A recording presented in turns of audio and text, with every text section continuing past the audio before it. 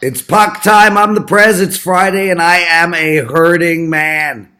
My kid had her prom last night, and I think I went out harder than they did. I'm the Prez. The bald man Carmine Bianco with us, and Alex Badass Smith. Carm, what's up? Not too much. Up early getting some work done and decided to, because I haven't watched season 4 of Billions, so I started to binge watch it. I'm on episode 6. Oh, you're further than me. I think I'm on episode 3. Alex, you watch that show? Yeah, I'm all caught up with it. So yeah, I'm at, I think this was episode 7 that I had, the last one, this recent one. Yeah. So yeah, it's an excellent show. I've watched it like from the very beginning. So yeah, great writing in this one as well too. Yeah, and the acting, Maggie Schiff is incredible. Yeah. There's something about her. She's not like a regularly attractive woman, but I don't know. She's sexy as hell. Maybe it's the dominatrix outfits. I literally was gonna say you probably like the fact that they're into like masochism and stuff. So. Oh yeah, that big time. I mean, you've seen my dungeon, right? No, I haven't. Oh, I got to show you. I got the Iron Cross, I don't know the names. The Cat of Nine Tails. Oh, okay, we'll go with that. I'm not really sure I want to come over to poker tonight now after this, but yeah, I got like 7 different nipple clamps, 64 different floggers. There's nothing wrong with getting into the dark arts every now and then, you know. Well, listen, says a dark man. Exactly. I've had some stories from some strip clubs back in the day of things happening. So it happens to the best of us. Prez is on fire, guys. Yeah, what is going on? It's like I told you, George Costanza. If everything you do is wrong, the opposite must be right. You finally heed my words. You've taken them and you put them into play. Up. I love it. If only you could do this with your poker game, you would win the main event at the World Series of Poker. I firmly believe it. Every decision you need to make at the table, just say to yourself, what is the right play? And then just do the opposite. I find that's how people beat me at the table. 2-1 last night, 2-1 the night before, and 2 games going tonight. Let's see what we're going to do. Colorado, sorry to cut in here, man. Colorado just put on a masterful defensive game. They just beat San Jose to every puck. They were on them. What a great game. They really they were deserving of that win. Sometimes you see teams within a game get a little lucky. They weren't lucky. They took that game over right from the opening puck drop and just dominated that game. We talked all year about the Sharks being slow, and it was a glaring display of speed mismatch with Colorado just outskating them the whole night pretty much. It's funny because, we're looking at 2 teams tonight, 2 games tonight, where it's a little bit similar. I mean, you watch the last game where Dallas completely controlled that game start to finish, and you think, okay, maybe, they're the better team. They're the team to beat. And you forget St. Louis, dominated them the game before that. And then you got the Carolina-New York Islanders series where Carolina has not dominated that series at all. There's been a couple of games, and I would argue that from a time perspective, the New York Islanders have probably dominated the series time-wise more than Carolina, and yet here they sit down 0-3. So, it's been a wacky ride so far in these playoffs. But can you believe that a team like Carolina is 1 win away from the semifinals? It's listen, they put up a stat, and Alex probably saw this. They put up a stat at the beginning of Game 3 of that Islanders Carolina game. And if you didn't know the scores of the first 2 games and you just looked at the stats, you would say to yourself, wow, Carolina's probably in a 2-0 hole here in games. The Islanders literally led in pretty much every category except for the final scores of both the first 2 games. It's one of those things. It's a series where Carolina doesn't look like they're in it, but they are doing exactly what they need to do to win it. And we keep saying over and over again, every game, kind of like that first round, I keep saying to myself, like the Columbus Tampa Bay one, they've got to win tonight. They've got to be better tonight, and Columbus swept them 4-0. Alex? Yeah, I'm reading emails. Alex? The crazy thing about it, too, is that, sometimes we talk about teams, they said the Tampa Bay Carolina series, or Tampa Bay Columbus series, where Columbus just played great hockey and beat down Tampa Bay. But it seems like the Islanders, they said the fact that they have been controlling all these games and then finding ways to lose. I think that's more of a mental breakdown and can harbor a team longer. Where Carolina just has to feel like, hey, we were fortunate to take both games on the road. Now we're back home. We're comfortable and play good hockey. Now we can go in and close this out in front of our fans. Continue to shock the world, like I said, by finally getting to the conference final here. And that's something I think we're definitely going to see here. I think the Islanders, the fact that it would be one thing if they were getting just dominated in this series and losing games, but the fact that they have played well and then just found ways to lose it, I think that's just more of a demoralizing, mindset to be in going into this game 4. For me, what I have really learned watching these teams, teams like St. Louis, teams like Carolina, the Islanders, Columbus, you just can't build a team in this day and age that's top heavy. And that's actually got me worried about the Leafs. You sign 4 guys, 5 guys to 60% of your payroll, and now you can't roll out 4 strong lines. And I think the future of hockey looks to me like you're better off not having an Austin Matthews or a Connor McDavid. You're better off having 4 solid lines. You're better off having 8 guys that score 20 goals than 2 guys that put up 40. I think you just need a well-balanced team in this day and age. Yeah, you do. You can take No, go ahead. No, I was just going to say, if you look at all the teams that have won the Stanley Cup since the lockout era, the majority of them, especially you start talking about repeat champions like the Pittsburgh Penguins, the Chicago Blackhawks, the LA Kings, those teams had 2-3 lines that could score. They had 5. But they also were top heavy. They were top heavy teams, which goes against what I'm saying. They were able to run that. But when they needed goals in the playoffs, if you look back at the Hawks run, a lot of those big goals weren't always from Kane or Taves. They were from guys like Christopher Stieg, Andrew Ladd, Patrick Sharp, guys who, they may have just contributed, mildly during the season, but they stepped up. Like I said, you have to have 4 lines step up by playoff time. You can run. Look at Colorado. Colorado, we talked about how top heavy they are. They pretty much had 1 line all season, but now we're seeing those secondary guys. Dallas, same thing. Those secondary guys are stepping up. They have them. It's just that for the Islanders, they just aren't working as hard. They aren't doing the things that Colorado and Dallas have done. Those secondary guys and getting goals and finding ways to win. Well, let's go on, Carm. I was just going to say, I think what's made the second round so much better than the first round is like every series.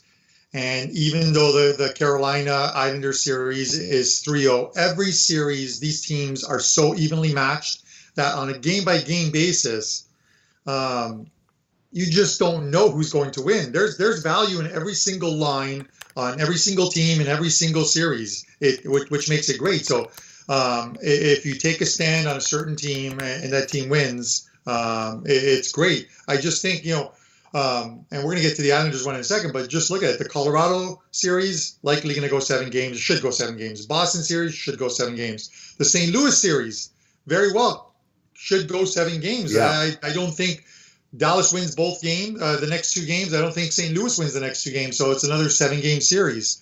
The Hurricanes one, I'm not really sure if it ends tonight. We're going to get to that now, I guess. That we are, boys. Carolina minus 130, a closeout game for them. And the Islanders plus 110, the over and under, same as always this series at 5. The thing is, I'm going to sit here and tell you, I don't think the Islanders are going to lay down. I think Trotz is a motivator and a really great coach. And I think the Islanders have to say to themselves, they've been in or better than Carolina in every game. and they just haven't had the breaks. Can they win 4 in a row? I doubt it, but I don't think we're going to see the New York Islanders lay over tonight. I don't know what to do here. Alex, I'll go to you first. Yeah, I don't think we're going to see the Islanders lay down. I think we're going to see Carolina play a really good hockey game and beat this Islander team to wrap up the series. And I'm going to be looking at this the way I've looked at most of the final or elimination games in the first round, going with that third period over 1.5, because we're going to see, especially with the fact that this has been a tight, low-scoring battle, we're more than likely going to see a 2-1, 3-1, the setup if we see a team with a lead in the third period, which means we're going to see probably see an empty net in general for probably well in the span of 2 to 3 minutes. I expect to see either team, if they're trailing, to have an empty net and have it with some time enough to where we can get an empty net goal. But I think we're going to see some scoring even before that last 5 minutes of the third period. I like that third period over a lot, but I also like Carolina here in regulation, and I like them laying the puck line too, getting plus 200. I think Carolina takes care of business here. Like I said, the Islanders are going to play a decent game like they have all series, but I think Carolina is going to show up and play that much better of a game. Mr. Bianco, thoughts on this Carolina-New York Islander game? Yeah, it's sort of echoing what you said earlier. The Islanders, it's one of those series where, unlike, let's say, Tampa Bay against Columbus, and I keep referring to that one, Columbus dominated every single game other than the first period of game 1. Columbus took that series over. This series has just been breaks and breaks in this, and Carolina's gotten them, but breaks in the sense of goalposts. The Islanders are getting chances. It's not as if Carolina's completely shut them down. So on a game-by-game basis, Carolina's just been slightly better or have gotten... I think they've been slightly luckier.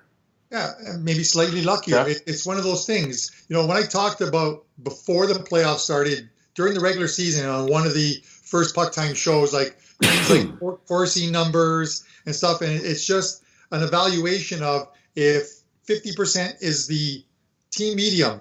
If a team gets lucky, they're 52. And if the team is unlucky, they're 48. And that's exactly what this series has been. Carolina's been the 52. The Islanders have been the 48. The 2% is, as they consider, is almost a luck factor. Goals going in that hit a goalpost and said they go in. It's one of those things. I think the Islanders come out tonight. I don't think they're ready to die. I like the Islanders tonight to at least send it back home for Game 5. I got a trivia question for you guys. Do you know the last team to win 4 straight in the sweep in round 1 and then get swept out 4 straight in round 2? I was going to look that up, and I don't know. Blackhawks. You should know. No, it's 1993 Buffalo Sabres. Oh. See, they weren't really concerned because in 93, I think the Bills were like in a Super Bowl, so hockey didn't matter at the time. The Blue Jays were winning the World Series. So okay, enough. Yeah. What do you think of the total, though? I mean, I think it's hard to play this. Sucked. I think it's hard to play this game over. It is hard, but I believe what Alex says is a good point. Is this could be a 2-1 game after 2, and still go over the total with like 3 goals in the third period. It's just a difference of who gets that goal, right? But the total's sitting on 5 right now. It's a total that could very easily push because of that third period and it going over the 1.5 in the third period. Islanders got to score. They got to start going in. I would lean to the over here. He's Alex, the bald guy's Carm. I'm the Prez. You're watching PuckTime Monday to Friday. You can find us at our YouTube channel, WagerTalk TV, and at sportsmemo.com and WagerTalk.com. We've got the St. Louis Blues home tonight at -150. The over and under here is 5. We're zigzagging in this series. The games Dallas win, they look incredible. The game St. Louis wins, I don't think they're as dominant a performance as Dallas when they win. I like the dog here, guys. I like Dallas at +130. Carm, I go to you first. Well, I say it every show about the Blues and how I like the Blues, but I cannot lay the price that they're asking you to lay with the Blues, $1.50 against a team like Dallas, who's just they seem to play the same every single game, win or lose. They just seem so fast. They seem to create spaces in the offensive zone. They're just playing really well right now. And then you got Bishop. I just love how the goalies got involved last game. A little slash here, a little sniper fire here, but we're not going to see any brawls there. But it's funny. I watched the interview with Binnington after the game, and they're asking him about the little slash on Bishop. He's like, he doesn't even remember it. So yeah, well, goalies have short memories, right?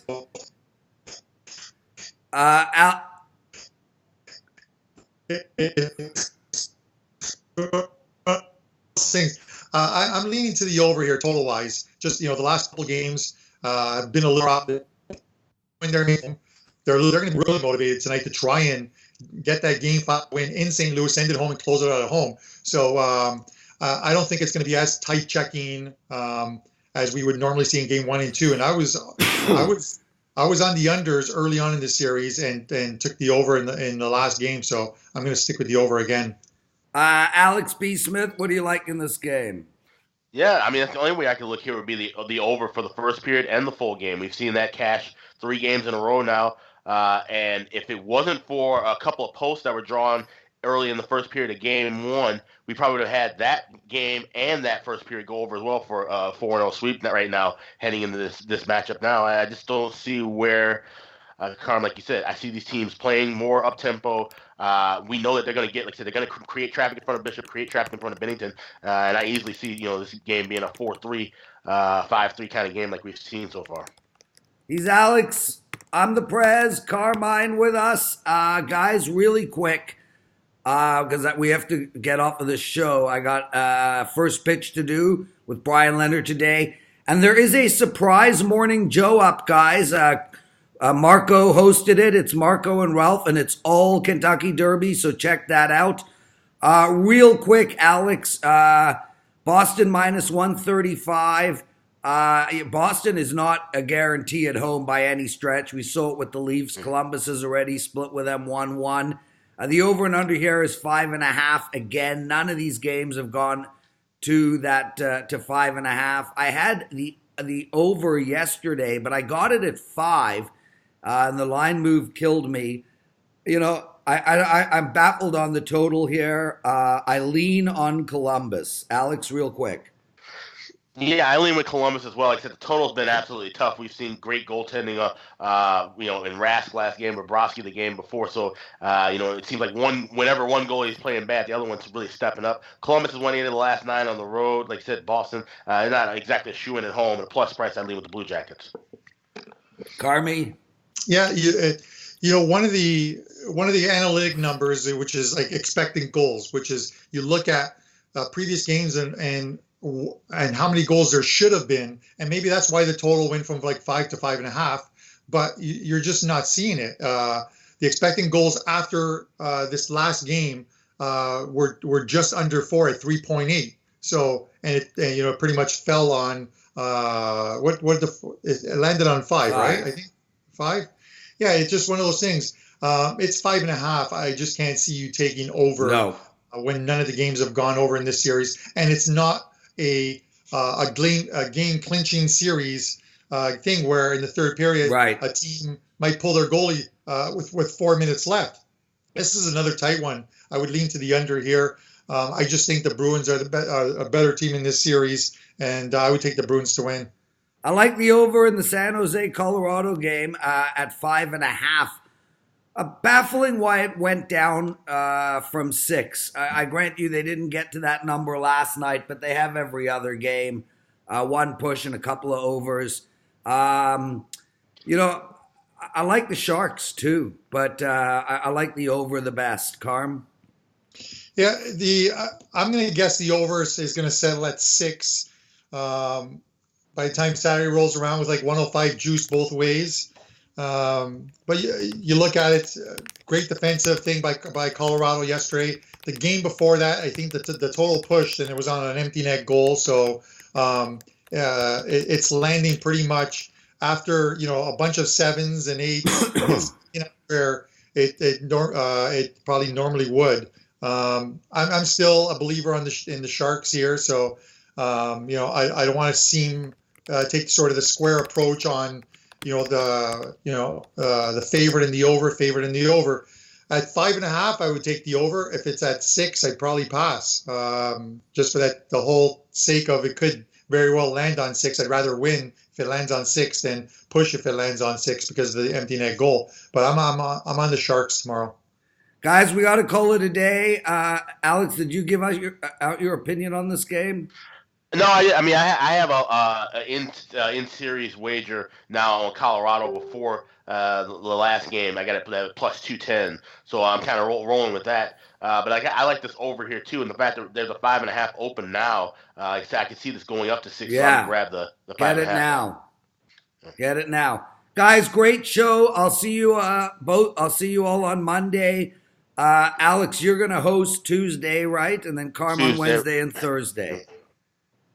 Okay, boys, have a great weekend. Carm, I'll see you tonight for dinner and poker.